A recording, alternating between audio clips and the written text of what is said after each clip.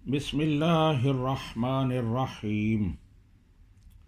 احباب، آج جو حدیث مبارک آپ کی خدمت میں پیش کر رہا ہوں اس کا عنوان ہے ایمان کا ذائقہ۔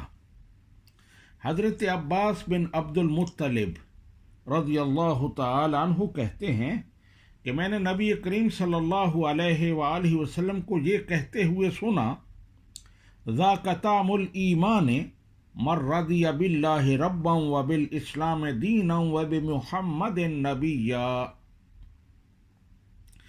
یعنی جو شخص اللہ سبحانہ و تعالیٰ کے رب ہونے پر، اسلام کے دین ہونے پر اور محمد صلی اللہ علیہ وآلہ وسلم کے رسول ہونے پر دل و جان سے راضی اور خوش ہوا، اس نے ایمان کا ذائقہ چکھ لیا۔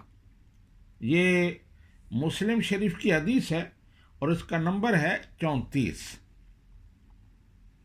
مطلب یہ ہے کہ جس نے توحید کا اقرار کیا، اللہ سبحانہ و تعالیٰ کو اپنا وکیل و کفیل مان لیا، نبی رحمت صلی اللہ علیہ وآلہ وسلم کو اپنا رسول اور ہادی و پیشوا مان لیا اور آپ کے لائے ہوئے دین پر خوش اور راضی ہو گیا اور باقی ادیان اور نظریات سے مستغنی ہو گیا، دین اسلام پر عمل کرنے کی سچی رغبت اس کے اندر پیدا ہو گئی، تو اسے ایمان کا ذائقہ نصیب ہو گیا۔